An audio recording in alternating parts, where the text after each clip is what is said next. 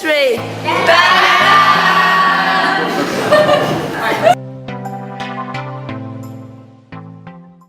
DakDam គឺជាកម្មវិធីតែមួយគត់ដែលមានរយៈពេល3ខែសម្រាប់សាខាគ្រិនដែលមានគំនិតច្នៃប្រឌិតនិងចង់បង្កើតឲ្យមានការផ្លាស់ប្ដូរវិជ្ជមាននៅក្នុងវិស័យកសិកម្មនៅក្នុងកម្មវិធីនេះអ្នកចូលរួមគាត់ទទួលបានវគ្គបណ្ដុះបណ្ដាលទី2គឺគាត់ជួបជាមួយនឹងគ្រូបង្វឹកនិងអ្នកជំនាញដើម្បីគិតពីផែនការគម្រោងរបស់គាត់ហើយទី3ជាមួយគ្នានេះគាត់ទទួលបានជាមួយថវិកាដើម្បីជួយក្នុងការបង្កើតគំរូផលិតផលរបស់គាត់ហើយជាមួយគ្នានេះគឺគាត់ទទួលបានការចុះទៅក្នុងសហគមន៍ដើម្បីជួបជាមួយកសិករផ្ទាល់ដើម្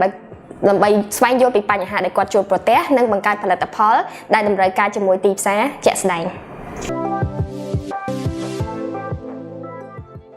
Welcome to the DakDam field trip. So you can see in the back, you can see the students having a discussion with the farmer.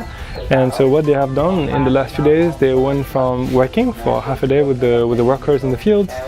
to running an interview and developing empathy to coming up with lots of ideation, and they made a prototype that they're presenting now to the farmers, and they're getting feedbacks from the farmers. The farmers are telling them this is a good idea or bad idea, or making also suggestions so that the farmers' ideas and realities merge with the dreams of the students to come to do something as real. ថ្ងៃនេះខ្ញុំមានអារម្មណ៍សប្បាយរីករាយខ្លាំងណាស់ដែលបានមកចូលរួមក្នុងកម្មវិធីដាក់ដាំក្នុងជាមួយនឹង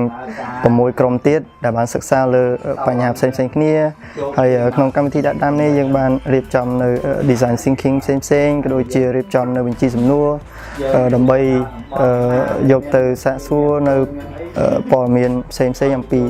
ខាងកសិករហើយក្នុងនោះយើងក៏បានរៀបចំយើងបាន build team មួយយ៉ាងល្អប្រសើរដែល team នេះយើងមានការសហការរីករាយយើងបានពិភាក្សាគ្នាយើងបាន share នៅបទពិសោធន៍គ្នាទៅវិញទៅមកយើង learn អំពីគ្នាបានយ៉ាងច្រើនហើយម្យ៉ាងវិញទៀតយើងបានទៅចុះសាកសួរព័ត៌មានផ្ទាល់ជាមួយនឹងកសិករហើយបានរៀបចំនៅ solution មួយហើយចុងក្រោយគឺយើងបានរៀបចំនៅ prototype មួយដែលអាចជាដំណោះស្រាយសម្រាប់កសិករទៅថ្ងៃខាងមុខ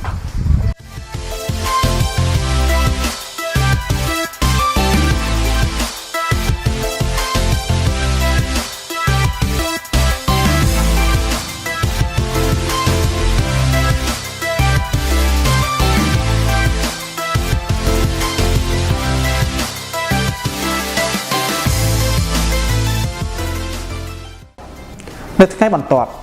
ពួកយើងបាននាំយកពុទ្ធថៃនោះទៅជូនដល់ពួកគាត់ហើយបញ្យល់គាត់អំពីបញ្ហាដែលពួកគាត់ជួបប្រទះហើយនឹងដំណោះស្រាយដែលពួកយើងផ្ដល់ឲ្យពួកគាត់នៅទីបំផុតកសិករពេញចិត្តទៅនឹងពុទ្ធថៃនិងដំណោះស្រាយដែលយើងបានផ្ដល់ឲ្យខ្ញុំតំណាងឲ្យកូនទាំងអស់